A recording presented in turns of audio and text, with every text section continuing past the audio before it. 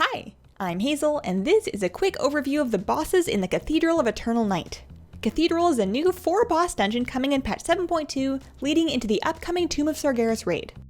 In order to get access to the Cathedral of Eternal Night, you'll need to finish the introductory quests bringing you to the Broken Shore. After roughly 30 to 60 minutes of questing, you'll get a quest called Altar of the Aegis to defeat Mephistroth in the dungeon. Once you've gotten to that point, you're officially attuned for the instance. Agronox is the first boss of Cathedral, and he's definitely seen better days. Remind me to never let the Burning Legion into my garden. He'll cast Timber Smash on the tank every now and then, which is a good sized hit. On higher difficulties or on Tyrannical Week, that's going to need a minor cooldown. Throughout the fight, sets of Lashers will spawn and fixate on players. Like the Lashers on Botanist, those need to be kited and killed. If they reach their target, they explode for a lot of damage. If anything's going to wipe your group, it's the Lashers. They can be slowed and stunned, so do what you need to do to control them and nuke them down quickly. On Mythic difficulties, he'll also spawn Nourishing Lashers which heal him. If it wasn't already obvious, adds take DPS priority over the boss. Choking Vines will go out, tethering players to a bloom. Run away from the tether to break it, and stop taking damage. Finally, throughout the fight, Poisonous Spores will stack up on the entire party to deal increasing group-wide damage. You want to kill Agronox before that overwhelms your healer. In short, nuke ads, run away from the bad stuff, and chop down the scary tree.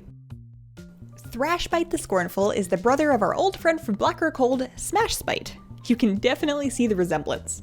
He'll cast Pulverizing Cudgel, which appears as a big brown impact under his feet. Everyone, tanks included, need to get out of that or you'll get smacked for 4 million damage. Similarly to his bro, he has a Gaze and Charge attack. If you get the Scornful Gaze, you need to hide behind a bookshelf so that it takes the Scornful charge for you.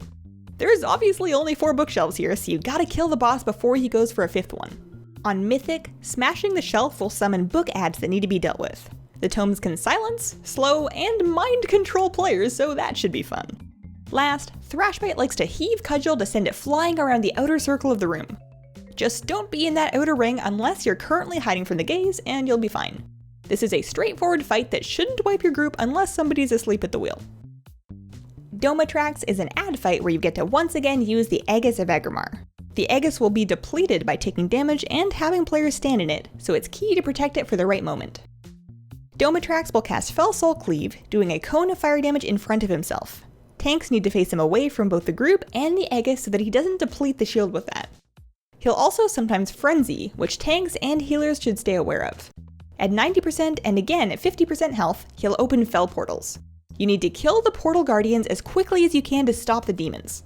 On Mythic, if they're not killed in a specific frame of time, you'll get an Overfiend, which is just bad news for everyone. The first portal summons Fel Imps, which will Fel Blast the party. During the fight, Domatrax will occasionally cast Chaotic Energy. That's the group wipe mechanic, and that is what you've been saving the Aegis for. The whole group needs to stack in the shield for Chaotic Energy, and then get out right away when it's over. If you don't make it in, you'll die, so do pay attention. At 50% health, he'll summon more portals with Felguards this time, and you'll get Shivan as well on Mythic difficulties. Kill ads, save the shield for Chaotic Energy, and you'll be fine. Mephistroth is the big bad leader of the Legion's Broken Shore efforts. This is a 2-phase fight that comes right on the tail of Domatrax, so if someone died in the last fight, I hope you have a battle res. In stage 1, he'll cast Carrion Swarm. Tanks will want to face him away from the group, and players will want to be careful to not be in front of him. He'll cast Demonic Upheaval and Dark Solitude on random players throughout this phase, so your group is going to want to maintain a pretty wide spread. As Mephistroth casts spells, he'll build energy.